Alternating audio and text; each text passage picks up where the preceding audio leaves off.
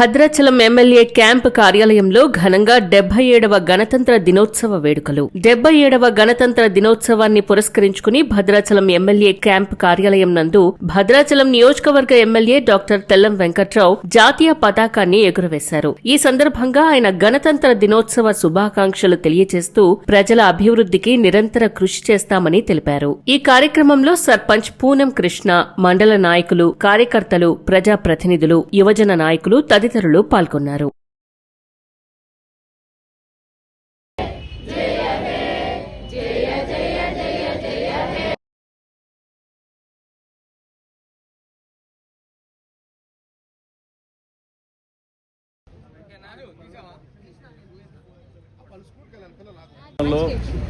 MLA గారి camp office నందు గణతంత్ర దినోత్సవం జరుపుకోవడం జరుగుతూ ఉంది. ఫస్ట్గా అందరికీ భద్రాచల పట్టణ ప్రజలకు, నియోజకవర్గ పట్టణ ప్రజలందరికీ గణతంత్ర దినోత్సవ శుభాకాంక్షలు తెలియజేస్తూ ఈ కార్యక్రమానికి ముఖ్య అతిథులుగా పాల్గొన్నటువంటి ఎమ్మెల్యే గారికి మరియు ఇక్కడ ఉన్నటువంటి స్కూలు విద్యార్థులకు, వివిధ మహిళా మండళ్లకు, వివిధ నాయకులకు అందరికీ నమస్కారం తెలియజేస్తూ ఈరోజు బానిస సంఖ్యల నుంచి 200 సంవత్సరాలు బ్రిటిష్ పరిపాలన నుంచి విముక్తి కలిగినటువంటి రోజు.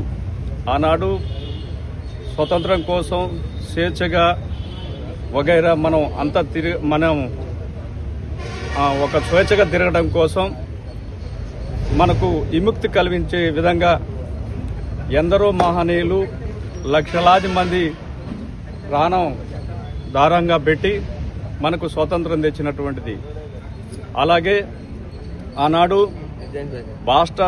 రాష్ట్రపతి బిఆర్ రాజేంద్ర ప్రసాద్ గారు ఉంటూ తొలి ప్రధాన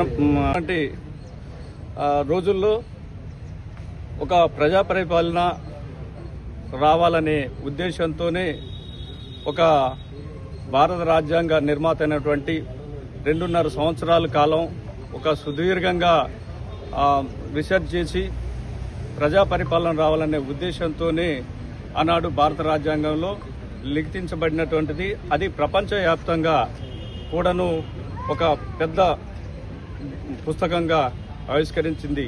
ఈరోజు ప్రతి భారతీయుడు కూడాను జనవరి 26వ తారీఖు గుర్తుంచుకోవాల్సినటువంటి రోజు. ఎందుకంటే భారత రాజ్యాంగం పుస్తకం రాసినటువంటి మహనీయులు ఆ రోజు స్వేచ్ఛగా ఉండే విధంగా, మనకు విముక్తి కలిగే విధంగా ఒక పొందుపరిచి ఒక 2 అంటే హిందీ, ఇంగ్లీష్లో లిఖించబడినది. అది ఈనాడు కూడా పార్లమెంట్లో అది భద్రంగా ఉంచారు. దాని నకలే మనకి అందింది.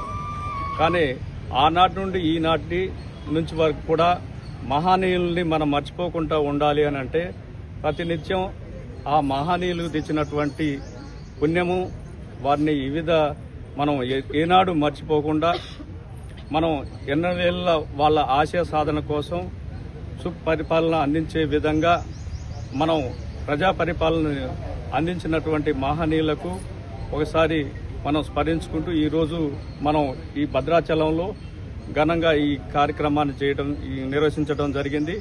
కావున ఈ కార్యక్రమానికి చేసినటువంటి ప్రతి ఒక్కళ్ళకి ప్రత్యేకమైన ధన్యవాదాలు తెలియజేస్తూ అందరికీ గణతంత్ర దినోత్సవ శుభాకాంక్షలు తెలియజేస్తూ ముగిస్తున్నాను.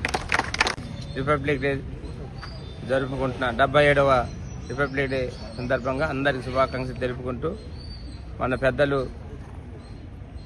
అనేక బ్రిటిష్ ప్రభుత్వాన్ని ఎల్లగొట్టి అది ఆగస్టు 15 అయితే పూర్తిగా మనకు స్వతంత్రం వచ్చిన దినంగా ఈరోజు ప్రకటించి మనం 77 సంవత్సరాలు ఈరోజు అడుగుపెట్టాం గణతంత్ర దినోత్సవానికి. ఈరోజు అదేవిధంగా 10 సంవత్సరాల క్రితం మనం తెలంగాణను సాధించుకున్నాం.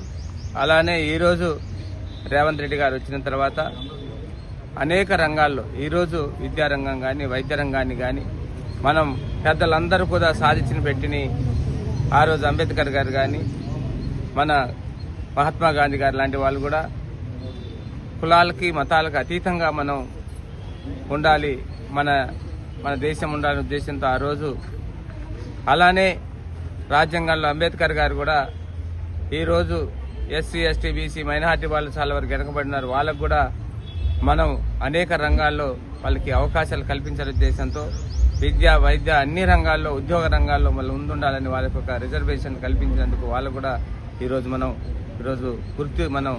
వాళ్ళని మరి గుర్తించుకుంటూ, అదేవిధంగా